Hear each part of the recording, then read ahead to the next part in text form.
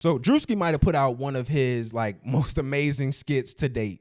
And I feel like I say that every few often now, like very, very often now when he drops a new skit. But this white boy in the hood skit probably was like next level stuff. It was hilarious. Like it was a little bit cringy to watch too. Like I was uncomfortable watching it, but it was still funny. No, it reminded me of Eddie Murphy because he did a skit a long time ago where he had dressed up like a white man. And he was like just doing things and realizing like how easy his life was. Nobody was stopping him. Nobody was asking him questions. If he did have like asked for help, they were so easily to help him and tell him which way to go. And it was funny just like seeing, especially because I know, Druski's from Atlanta, knowing that white boy that he's talking about. Yeah. Because we've all experienced it, but in the South, it feels like it's just a different level because they really fall into that. Like when they feel like they're around the black people, they really fall into it. Like I remember working with this guy when I was out in South Georgia, and he was telling me this story about how all he had was black friends. And then one time he went with his black friends around some other folks, and he had said the N-word. I don't know if it was like calling his friend like, hey, what's up, my what's up with this nigga type shit. And he said that to around his other black friends, other dudes' black friends, and they all jumped on him. He was like, and my homeboy didn't even help me. And I was like, yeah, you said nigga in front. What are you supposed to do? You about to look like a race traitor in front of all y'all? So, yeah. But they really, they be when when they think they black down here, they really think it. And that's exactly what he like pulled from that character that he was developing. Everybody kept trying to say he was like the Belly Cushington or whatever his name is, that new white boy who's rapping out here in Atlanta. You ain't seen a white boy who's been selling bricks of T-shirts for $100? Dang, you really out the loop. Yeah, I'm OD out the loop. You supposed to be internet obsessed like me. Yeah, but TikTok is a different world than he's on TikTok. I don't know. Well, he's not in my algorithms. But yeah, that's what everybody kept saying who he was shooting at. And I mean, you could say that. I'm not really into whatever his name is, Belly Cushington or whatever. I'm saying the nigga name wrong. I'm not really into him, but I just thought Druski's skit was hilarious, but it did rub some people the wrong way. It did. But you know what? I haven't come across those types of white people in the South being here yet, like at all. But how many white people have you really hung out with? None. Maybe like one. But in New York, it be the Hispanic people that fully think that like they could say nigga. Like you think you black for real. Yeah. Down here, it's a real problem. Down here, you'll see it every once in a while where they feel like they should be, an honorary Negro, but they learn pretty quickly that you're a white boy. You white. But Theo Von did get a little bit upset. He said he was gonna grab his paint afterwards. He said it's on. I'm gonna grab my paint. So I ended up I used Gronk to make a blackface version of Theo. Should I put it on the screen so people can ahead. see? Okay. Look at this stupid. Look at it. Like this is what he did with his time. It wasn't hard either. I'm sure it wasn't. You just told Gronk to do it, and then it spat it out. Like, here you go. It was like, I can't do blackface, but I can put blackface and red lipstick on them. So I said, do that then. It's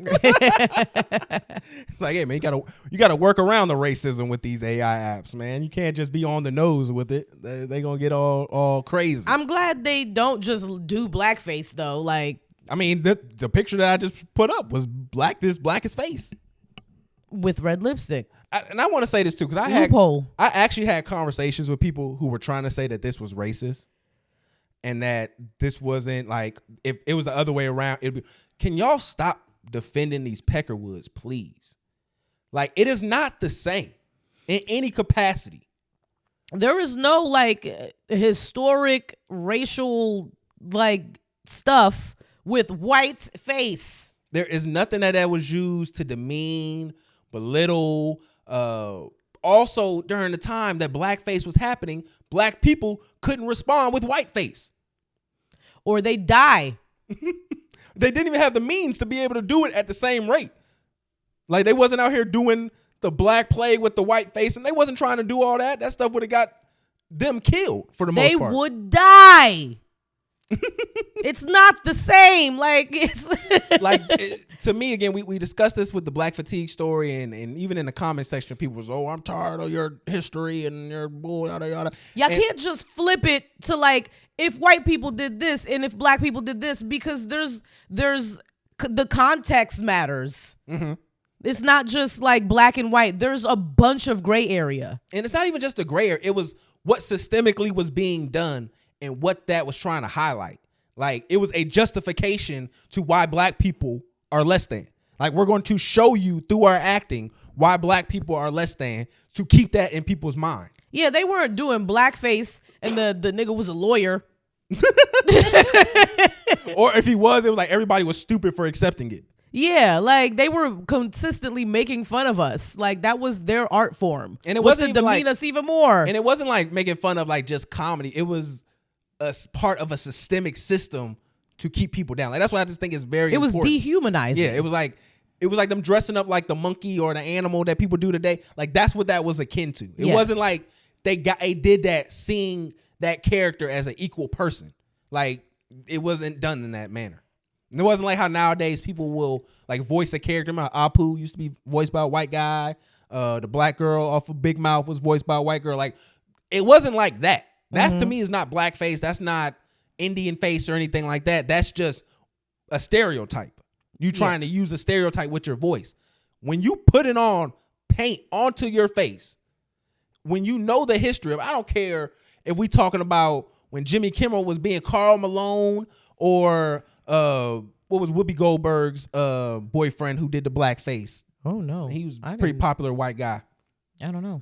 That did a lot of TV shows back then. Like no, there is a jaded, disgusting history that's included with that. So you don't get to shake that off when you do your actions. Like that's where everybody keeps trying to like. When I have a lot of conversation with people about this, especially black people, it's like they're trying to, well, why can't we even it out? Why aren't we just looked at it like it's the same? And it's like, because there's years of information of why we're not the same. Mm-hmm.